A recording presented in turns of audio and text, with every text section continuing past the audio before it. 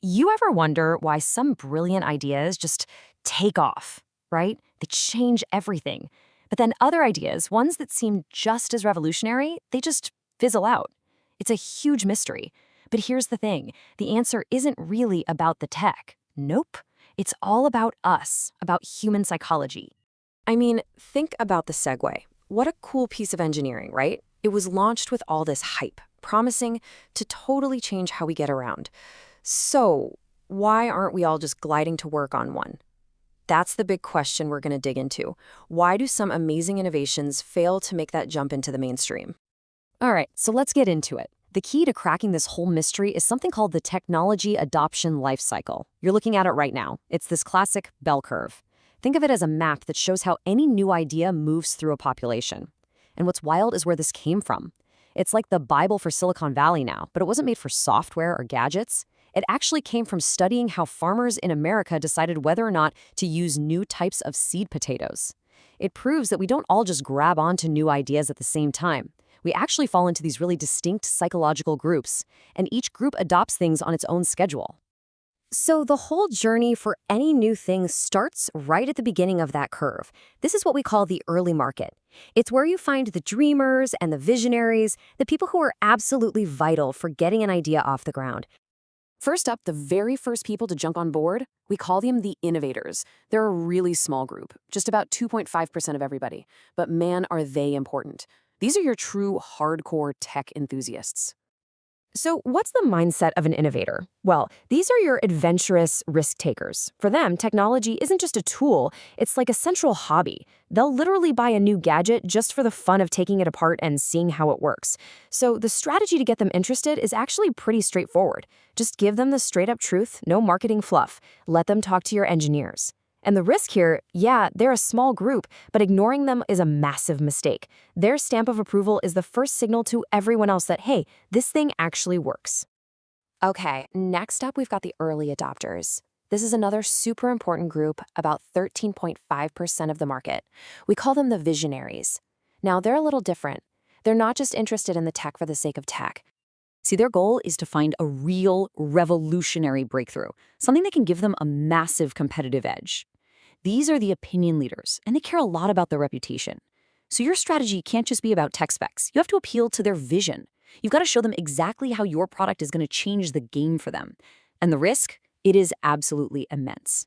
If you can capture their imagination, they'll become your biggest champions. But if you fail to do that, well, for most new ideas, the journey ends right here. Okay, so picture this. You've won over the innovators. You've got the early adopters on board. You've got momentum. You've got buzz in the media, a great reputation. Things are looking amazing. And then you hit a brick wall. A huge, terrifying gap opens up between this early market and the mainstream. This is the chasm. To really get what the chasm is, you have to understand that the people on either side have completely different psychologies. I mean, they're worlds apart. On one side, you've got the visionaries, right? They want a revolution. They're okay with some bugs and risks if it means getting a massive leap forward. But on the other side, the mainstream folks, the pragmatists, they want an evolution. They don't want a revolution at all. They want something that's proven, that's reliable, and they want to hear about it from people they already trust. It's like these two groups are speaking completely different languages. And this is it. This is the valley of death, where most new products and ideas just die. They get a ton of success with that small early market, but they just can't make that leap to the much, much bigger mainstream. And why?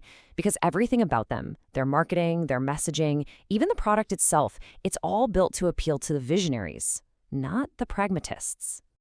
Geoffrey Moore, the guy who really defined this whole concept, he put it perfectly. And the key thing to understand here is that this isn't just some little marketing problem. Crossing the chasm is literally a do-or-die moment. It's what separates the footnotes of history from the world-changing successes. So, how do you get to the other side? What does it actually take to win over the mainstream market? This is where almost all the customers are, but getting them on board, it requires a totally different, much more cautious strategy. All right. The first big group on the other side of the chasm is the early majority. And they are a huge chunk of the market. We're talking 34%. These are the pragmatists.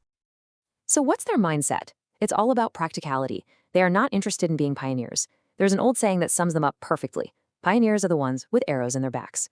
They want to see proof. They need to see that people just like them are already using it and loving it before they'll even think about buying. So your strategy has to be all about showing them the data, giving them case studies from their peers, and focusing on things like reliability and industry standards. And the risk? Well, this group is 1/3 of the entire market. If you can't win them over, you're never going to see serious profit or growth. Simple as that. Right behind them is another massive piece of the pie, another 34%, the late majority. We call these folks the conservatives.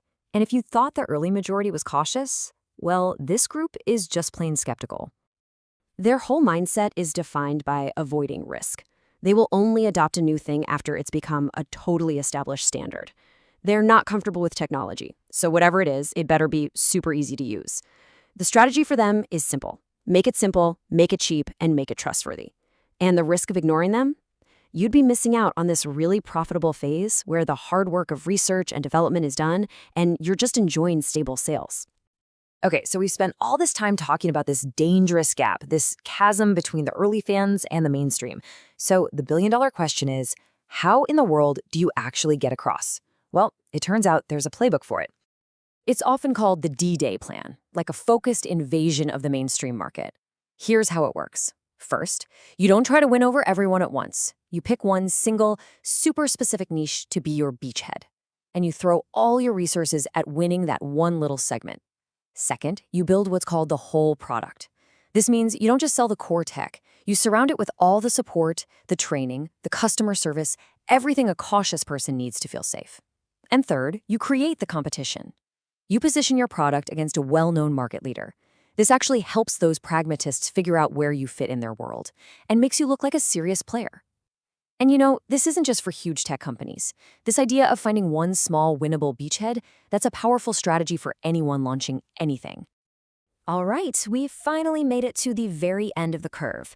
After an idea has crossed the chasm, won over the mainstream, and pretty much everyone has it, there's still one last group to talk about. This final 16% of the population, they're called the Laggards. And yeah, as the name kind of suggests, these are the folks who are the most resistant to change. These are people who are deeply traditional and incredibly skeptical. A laggard will only adopt a new technology when the old way is literally gone. Like they'll only get a smartphone when landlines stop working. So how do you market to them? The short answer is you don't. The only way a laggard adopts something new is if the technology is basically invisible. It's buried so deep inside another product that they don't even know it's there. So from a business perspective, you really don't even try to win them over. So when you look at this whole thing, the most important takeaway is this. You don't succeed by trying to change people's minds or their personalities. That's not how it works. The real key is that the innovation itself has to change.